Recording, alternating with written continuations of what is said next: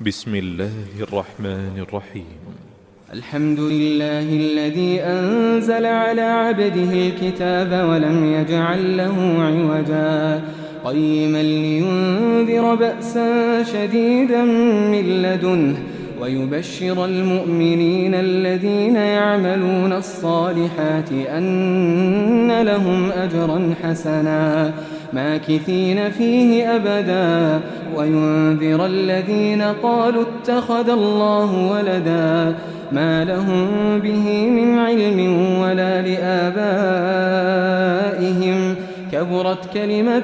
تخرج من أفواههم إن يقولون إلا كذبا فلعلك باخع نفسك على آثارهم إن لم يؤمنوا بهذا الحديث أسفا إنا جعلنا ما على الأرض زينة لها لنبلوهم أيهم أحسن عملا وإنا لجاعلون ما عليها صعيدا جرزا أم حسبت أن أصحاب الكهف والرقيم كانوا من آياتنا عجبا إذ أوى الفتية إلى الكهف فقالوا ربنا آتنا من لدنك رحمة وهيئ لنا من أمرنا رشدا فضربنا على آذانهم في الكهف سنين عددا ثم بعثناهم لنعلم أي الحزبين أحصى لما لبثوا أمدا نحن نقص عليك نبأهم بالحق إنهم فتية آمنوا بربهم وزدناهم هدى وربطنا على قلوبهم إذ قاموا فقالوا ربنا رب السماوات والأرض لن ندعو من دونه إلها لقد قلنا إذا شططا هؤلاء قوم اتخذوا من دونه آلهة لولا يأتون عليهم بسلطان بين فمن أظلم ممن افترى على الله كذبا وإذ اعتزلتموهم وما يعبدون إلا الله فأووا إلى الكهف ينشر لكم ربكم من رحمته ويهيئ لكم من أمركم مرفقا وترى الشمس إذا طلعت تزاور عن كهفهم ذات اليمين وإذا غربت تقرضهم ذات الشمال وهم في فجوة منه ذلك من آيات الله من يهد الله فهو المهتد ومن يضلل فلن تجد له وليا مرشدا وتحسبهم أيقاظا وهم رقود ونقلبهم ذات اليمين وذات الشمال وكلبهم باسط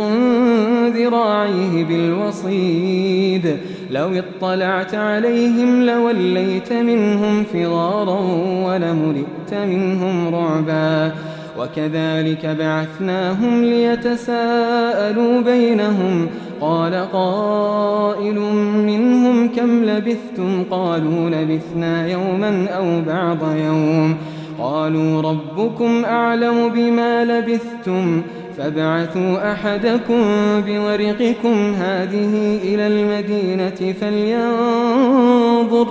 فلينظر أيها أزكى طعاما فليأتكم برزق منه وليتلطف ولا يشعرن بكم أحدا إنهم إن يظهروا عليكم يرجموكم أو يعيدوكم في ملتهم ولن تفلحوا إذن أبدا وكذلك أعثرنا عليهم ليعلموا أن وعد الله حق وأن الساعة لا ريب فيها إذ يتنازعون بينهم أمرهم فقالوا ابنوا عليهم بنيانا ربهم أعلم بهم قال الذين غلبوا على أمرهم لنتخذن عليهم مسجدا سيقولون ثلاثة رابعهم كلبهم ويقولون خمسة سادسهم كلبهم رجما بالغيب ويقولون سبعة وثامنهم كلبهم قل ربي أعلم بعدتهم ما يعلمهم إلا قليل فلا تمار فيهم إلا مراء ظاهرا ولا تستفت فيهم منهم أحدا ولا تقولن لشيء إني فاعل ذلك غدا إلا أن يشاء الله واذكر ربك إذا نسيت وقل عسى أن يهديني ربي لأقرب من هذا رشدا ولبثوا في كهفهم 300 سنين وازدادوا 9 قل الله أعلم بما لبثوا له غيب السماوات والأرض أبصر به وأسمع ما لهم من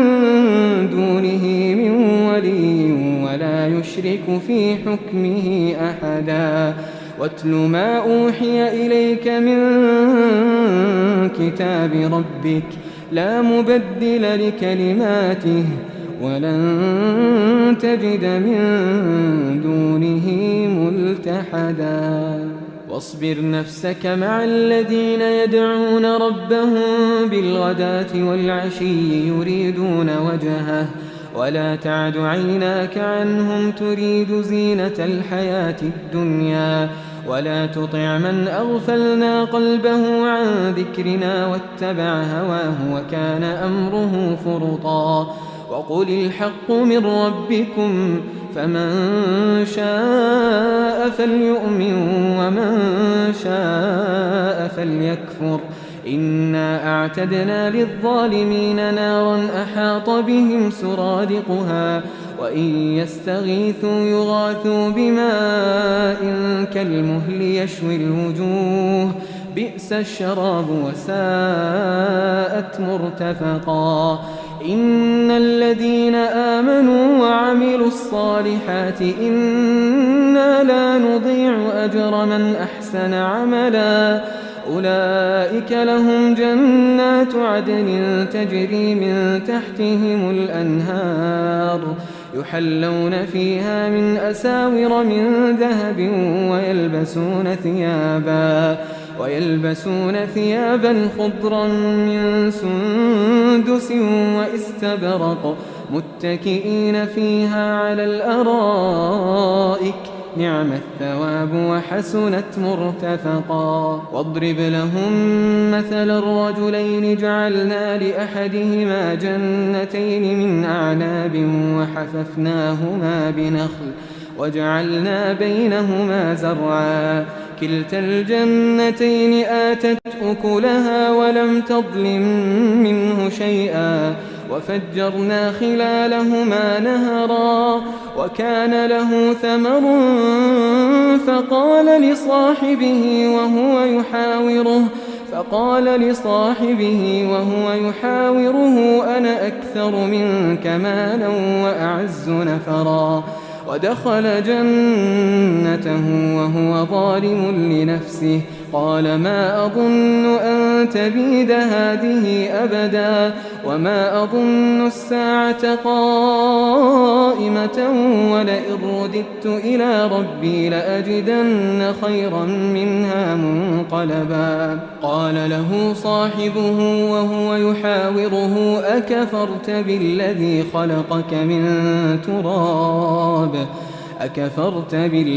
خلقك من تراب ثم من نطفة ثم سواك رجلا لكن هو الله ربي ولا أشرك بربي أحدا ولولا إذ دخلت جنتك قلت ما شاء الله لا قوة إلا بالله إن ترني أنا أقل منك مالا وولدا فعسى ربي أن يؤتيني خيرا من جنتك ويرسل عليها حسبانا من السماء فتصبح صعيدا زلقا أو يصبح ماؤها غورا فلن تستطيع له طلبا وأحيط بثمره فأصبح يقلب كفيه على ما أنفق فيها وهي خاوية على عروشها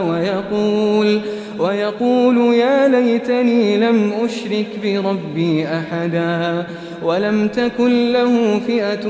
ينصرونه من دون الله وما كان منتصرا هنالك الولاية لله الحق هو خير ثوابا وخير عقبا واضرب لهم مثل الحياة الدنيا كماء إن أنزلناه من السماء فاختلط به نبات الأرض فأصبح هشيما تذروه الرياح وكان الله على كل شيء مقتدرا المال والبنون زينة الحياة الدنيا والباقيات الصالحات خير عند ربك ثوابا وخير أملا ويوم نسير الجبال وترى الأرض بارزة وحشرناهم فلم نغادر منهم أحدا وعرضوا على ربك صفا لقد جئتمونا كما خلقناكم أول مرة بل زعمتم أن لن نجعل لكم موعدا ووضع الكتاب فترى المجرمين مشفقين مما فيه ويقولون يا ويلتنا ما لهذا الكتاب لا يغادر صغيرة ولا كبيرة إلا أحصاها ووجدوا ما عملوا حاضرا ولا يظلم ربك أحدا وإذ قلنا للملائكة اسجدوا لآدم فسجدوا إلا إبليس كان من الجن ففسق عن أمر ربه أفتتخذونه وذريته أولياء من دوني وهم لكم عدو بئس للظالمين بدلا ما أشهدتهم خلق السماوات والأرض ولا خلق أنفسهم وما كنت متخذ المضلين عضدا ويوم يقول نادوا شركائي الذين زعمتم فدعوهم فلم يستجيبوا لهم وجعلنا بينهم موبقا ورأى المجرمون النار فظنوا أنهم مواقعوها ولم يجدوا عنها مصرفا ولقد صرفنا في هذا القرآن للناس من كل مثل وكان الإنسان أكثر شيء جدلا وما منع الناس أن يؤمنوا إذ جاءهم الهدى ويستغفروا ربهم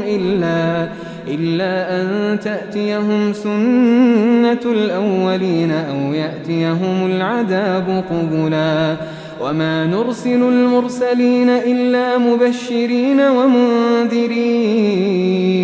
ويجادل الذين كفروا بالباطل ليدحضوا به الحق واتخذوا آياتي وما أنذروا هزوا ومن أظلم ممن ذكر بآيات ربه فأعرض عنها ونسي ما قدمت يداه إنا جعلنا على قلوبهم أكنة أن يفقهوه وفي آذانهم وقرا وإن تدعهم إلى الهدى فلن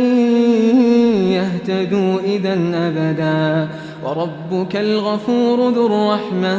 لو يؤاخذهم بما كسبوا لعجل لهم العذاب بل لهم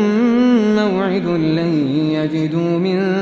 دونه موئلا وتلك القرى أهلكناهم لما ظلموا وجعلنا لمهلكهم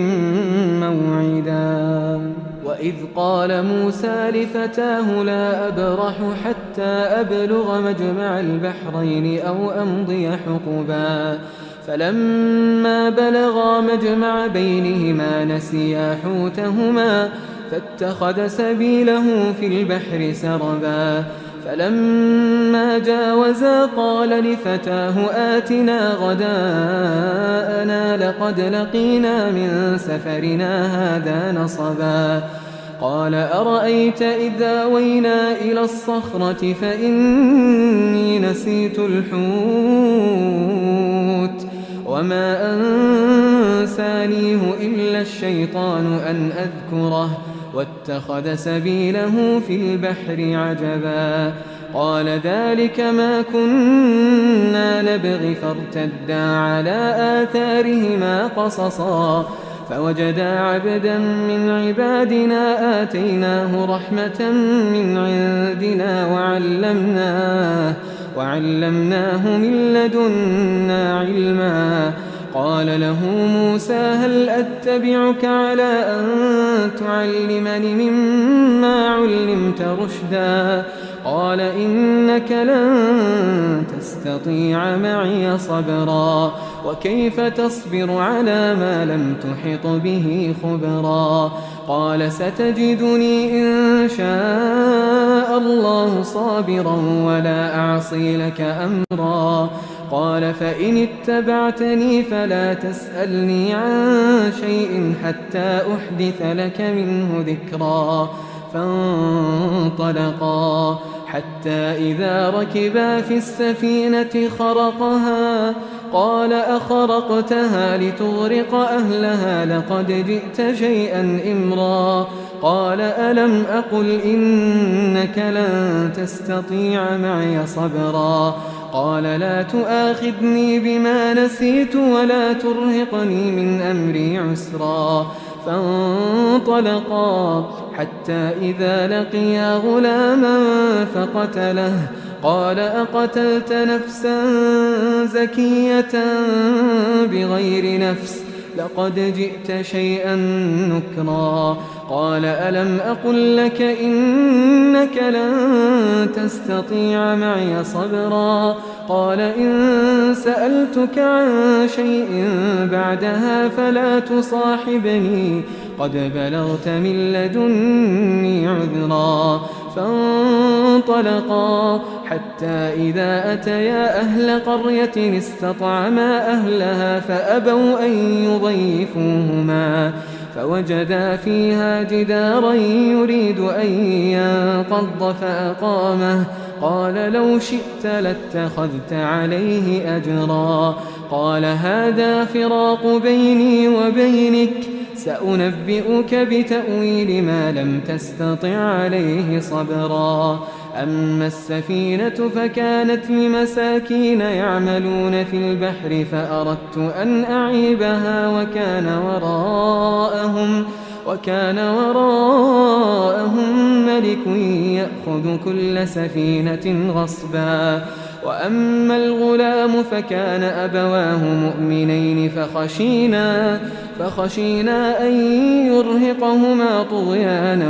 وكفرا فأردنا أن يبدلهما ربهما خيرا منه زكاة وأقرب رحما وأما الجدار فكان لغلامين يتيمين في المدينة وكان تحته كنز لهما وكان أبوهما صالحا فأراد ربك أن يبلغا أشدهما ويستخرجا كنزهما رحمة من ربك وما فعلته عن أمري ذلك تأويل ما لم تسطع عليه صبرا ويسألونك عن ذي القرنين قل سأتلو عليكم منه ذكرا إنا مكنا له في الأرض وآتيناه من كل شيء سببا فأتبع سببا حتى إذا بلغ مغرب الشمس وجدها تغرب في عين حمئة ووجد عندها قوما قلنا يا ذا القرنين إما أن تعذب وإما أن تتخذ فيهم حسنا قال أما من ظلم فسوف نعذبه ثم يرد إلى ربه فيعذبه عذابا نكرا وأما من آمن وعمل صالحا فله جزاء الحسنى وسنقول له من أمرنا يسرا ثم أتبع سببا حتى إذا بلغ مطلع الشمس وجدها تطلع على قوم لم نجعل لهم من دونها سترا كذلك وقد أحطنا بما لديه خبرا ثم أتبع سببا حتى إذا بلغ بين السدين وجد من دونهما قوما لا يكادون يفقهون قولا قالوا يا ذا القرنين إن يأجوج ومأجوج مفسدون في الأرض فهل نجعل لك خرجا على أن تجعل بيننا وبينهم سدا قال ما مكني فيه ربي خير فأعينوني بقوة أجعل بينكم وبينهم ردما آتوني زبر الحديد حتى إذا ساوى بين الصدفين قال انفخوا حتى إذا جعله نارا قال آتوني أفرغ عليه قطرا فما استطاعوا أن يظهروه وما استطاعوا له نقبا قال هذا رحمة من ربي فإذا جاء وعد ربي جعله دكاء وكان وعد ربي حقا وتركنا بعضهم يومئذ يموج في بعض ونفخ في الصور فجمعناهم جمعا وعرضنا جهنم يومئذ للكافرين عرضا الذين كانت أعينهم في غطاء عن ذكري وكانوا لا يستطيعون سمعا أفحسب الذين كفروا أن يتخذوا عبادي من دوني أولياء إنا أعتدنا جهنم للكافرين نزلا قل هل ننبئكم بالأخسرين أعمالا الذين ضل سعيهم في الحياة الدنيا وهم يحسبون أنهم يحسنون صنعا أولئك الذين كفروا بآيات ربهم ولقائه فحبطت أعمالهم فلا نقيم لهم يوم القيامة وزنا ذلك جزاؤهم جهنم بما كفروا واتخذوا آياتي ورسلي هزوا إن الذين آمنوا وعملوا الصالحات كانت لهم جنات الفردوس نزلا خالدين فيها لا يبغون عنها حولا قل لو كان البحر مدادا لكلمات ربي لنفد البحر قبل أن تنفد كلمات ربي ولو جئنا بمثله مددا قل إنما أنا بشر مثلكم يوحى إلي أنما إلهكم إله واحد فمن كان يرجو لقاء ربه فليعمل عملا صالحا ولا يشرك بعبادة ربه أحدا.